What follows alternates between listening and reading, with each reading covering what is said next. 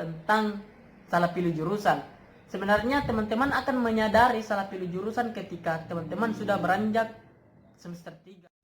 Jika kalian menyukai video ini silahkan like, kemudian tekan subscribe agar kalian tidak ketinggalan video terbaru. Tekan lonceng, mantap bosku. Jadi teman-teman, untuk di video kali ini mungkin saya sedikit akan berbagi pengalaman sebagai seseorang yang berstatus sebagai mahasiswa. Maka dari itu kita akan sedikit mengulas seputar dalam sistem pendidikan, karena tidak menutup kemungkinan ke depan itu kita tidak akan menemui yang namanya sebuah masalah. Nah, terlebih lagi dalam bangku perkuliahan. Nah, sejatinya yang kita ketahui bahwa mahasiswa itu sekumpulan orang-orang yang sedang berjuang dalam mata kuliah demi mewujudkan cita-cita mereka. Bahkan sejatinya mahasiswa itu tidaklah gampang. Nah, artinya karena mahasiswa itu pasti butuh perjuangan, butuh pengorbanan. Nah, maka dari itu untuk di video kali ini saya akan sedikit berbagi pengalaman tentang masalah apa sih yang seringkali kita jumpai dalam bangku perkuliahan atau dalam kemahasiswaan. Selain dari beberapa masalah yang dihadapi oleh mahasiswa, di sini kita juga akan memberikan beberapa solusi untuk bagaimana cara mengatasi masalah-masalah tersebut. Jadi teman-teman, silakan simak pembahasan berikut. Untuk masalah pertama itu tentang masalah kuliah. Sebagaimana yang saya ketahui dan teman-teman ketahui juga bahwa kuliah dan sekolah itu sangat jauh perbedaannya, yang dimana kuliah itu pasti membutuhkan usaha yang besar, tenaga yang besar, perjuangan yang besar, bahkan pengorbanan besar juga. Karena tidak menutup kemungkinan esok atau lusa itu kalian akan diberikan tugas yang menumpuk, praktikum yang banyak, dan sebagainya. Dan bahkan juga beberapa segelintir mahasiswa itu mengambil 15 SKS sampai 21 SKS. Nah, dengan waktu sempit ini, terkadang mahasiswa itu tidak mampu menjalani hal tersebut, sehingga membuat mereka itu bisa saja jadi stres. Nah, jadi solusi yang saya berikan kepada teman-teman itu, kita sebagai mahasiswa itu harus menyadari batas kemampuan dari teman-teman. Kalau misal teman-teman tidak bisa mengambil 20 SKS, teman-teman juga bisa mengambil 15 SKS sesuai dengan kemampuan teman-teman itu sendiri. Nah, kuliah tidak hanya sekedar belajar, tetapi teman-teman juga bisa bermain, refreshing, dan berolahraga. Jadi solusi yang tepat di sini itu teman-teman, kita sebagai mahasiswa harus pintar-pintar mengatur waktu teman-teman dengan baik, dan untuk mendapatkan kuliah yang lebih baik dan hidup yang lebih baik.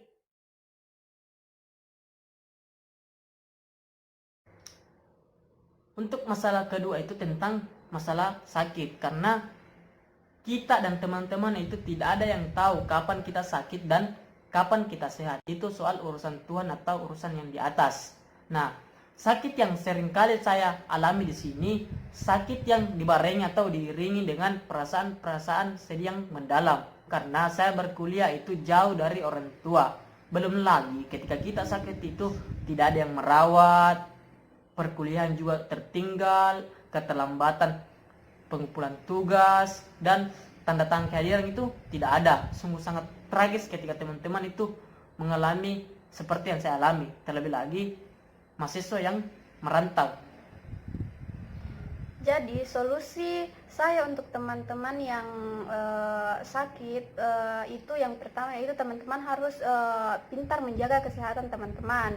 Terus yang kedua itu konsumsilah makanan dan minuman yang sehat. Terus yang ketiga itu mungkin ini yang lebih penting yaitu teman-teman harus berolahraga, rajin-rajin berolahraga. Nah, dan yang terakhir yaitu mungkin tinggal dengan teman itu lebih baik daripada tinggal sendiri. Karena kalau kita tinggal dengan teman itu, kalau kita sakit itu ada yang merawat kita. Itu kuliah sambil bekerja, Karena banyak mahasiswa itu yang melakukan atau terpaksa melakukan bekerja untuk membiayai kuliahnya. Entah itu orang tuanya tidak sanggup membiayai atau bagaimana. Nah, pekerjaan yang seringkali diambil oleh mahasiswa itu part-time job, yang dimana bekerja di luar perkuliahan. Nah, sebenarnya faktor inilah yang pertama atau yang melatar belakangi sehingga akan menimbulkan masalah baru bagi si mahasiswa. Karena ketika bekerja pasti waktunya itu akan terganggu, dan waktunya terganggu, kurang istirahat akan menimbulkan kesehatannya juga terganggu. Nah, ketika kesehatannya terganggu, otomatis akan berdampak buruk dalam perkuliahannya. Nah, adapun solusi saya untuk teman-teman yang kuliah sambil bekerja itu, di sini teman-teman harus memilih yang mana lebih penting antara kuliah dan bekerja. Jika teman-teman harus tetap bekerja, teman-teman harus memilih pekerjaan yang lebih fleksibel agar perkuliahan teman-teman ini tidak terganggu. Dan teman-teman juga di sini bisa mengabari dosen atau pengurus fakultas kira-kira pekerjaan apa yang cocok untuk teman-teman agar kiranya bisa melanjutkan perkuliahan teman-teman itu sendiri. Dan juga mungkin kerja di dalam kampus itu lebih baik dan nyaman sehingga agar dosen bisa memahami keadaan teman-teman.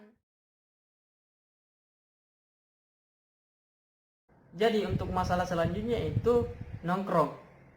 Sebenarnya sih atau menurut saya itu duduk nongkrong di warung kopi itu bukanlah sebuah masalah. Cuman akan menjadi masalah ketika teman-teman itu lebih banyak menghabiskan nongkrong di warung kopi dibanding nongkrong di ruang kelas ketika perkuliahan berlanjut atau berjalan. Nah, banyak orang-orang juga atau mahasiswa itu beranggapan bahwa nongkrong di warung kopi itu akan menghilangkan yang namanya beban pikiran, penat dan lain-lain. Tapi sejatinya nongkrong di warung kopi itu akan menambah beban pikiran dan beban penat karena akan mengeluarkan lagi beberapa dana yang seharusnya kita pakai untuk makan, malah membayar uang untuk ngopi. Nah, adapun solusi saya untuk teman-teman yang suka nongkrong, di sini mungkin sesekali nongkrong itu tidak menjadi masalah, ya, tetapi jangan jadikan nongkrong ini menjadi suatu kebiasaan, karena di sini cuma bisa mengambil waktu berharga teman-teman. Hanya membicarakan hal-hal yang tidak penting. Lebih baik teman-teman tinggal di kos, belajar atau mulailah menulis sesuatu. Dan di sisi lain juga mungkin di sini perekonomian teman-teman tidak keluar.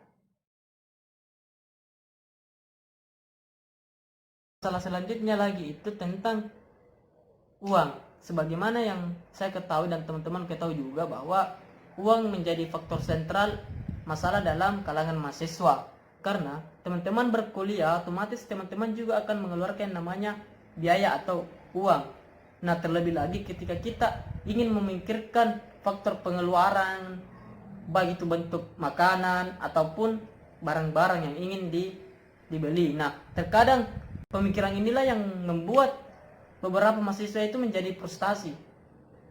Nah, adapun solusi saya untuk untuk mengatasi perekonomian dan keuangan teman-teman itu sendiri, mungkin di sini bisa kita ketahui bahwasanya banyak tawaran-tawaran beasiswa yang bisa membantu keuangan teman-teman.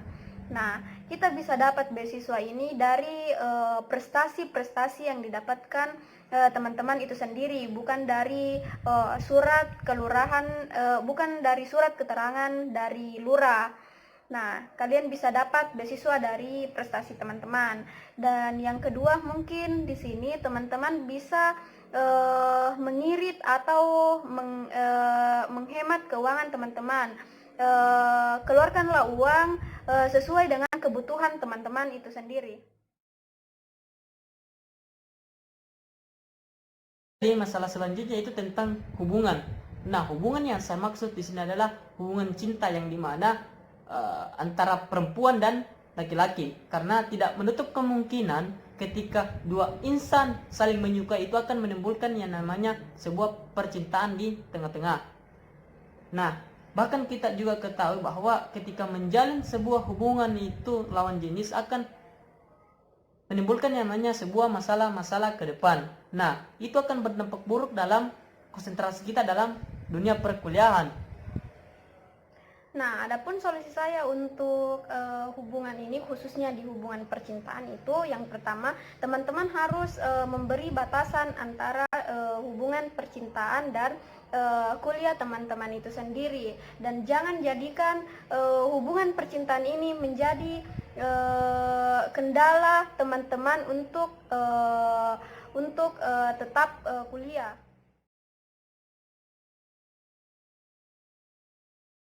Untuk masalah selanjutnya itu adalah teman-teman. Nah, teman-teman yang saya maksud di sini adalah hubungan kita dengan orang lain. Karena kita tidak bisa pungkiri ketika kita masuk dalam dunia perkuliahan itu kita akan menjumpai beberapa orang yang entah kita itu sudah dianggap teman atau apa. Ada juga teman yang ketika dia datang itu pada saat kita senang saja dan meninggalkan kita pada saat kita susah. Nah, adapun solusi saya untuk mendapatkan teman yang baik itu, yang pertama yaitu kita di sini harus pintar-pintar memilih teman yang bisa mendorong kita ke arah yang positif, yang jujur, yang selalu memberi kita motivasi, dan yang paling penting yaitu adalah kita harus memilih teman yang tetap bersama kita di saat kita susah atau di saat kita mempunyai masalah, bukan teman yang pada saat kita mendapatkan masalah dia meninggalkan kita. Jadi masalah selanjutnya itu tentang mengenai depresi. Nah, depresi ini penyebabnya bisa yang paling nampak itu atau yang paling kita lihat itu tentang masalah kuliah, uang, pekerjaan, hubungan, dan lain-lain. Terkadang juga ketika mahasiswa itu mengalami yang namanya depresi itu akan mengganggu konsentrasinya ketika dalam perkuliahan. Bahkan ada segelintir mahasiswa juga ketika sedang depresi itu akan mengarahkan mereka itu ke area negatif, contohnya ya kayak mabuk-mabukan.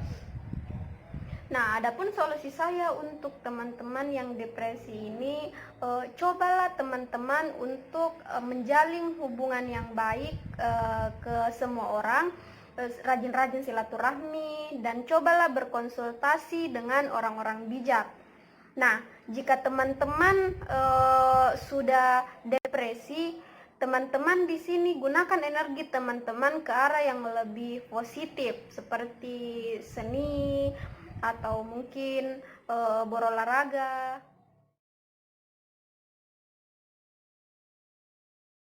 Jadi masalah terakhir yang saya sampaikan kepada teman-teman ini mengenai tentang salah pilih jurusan.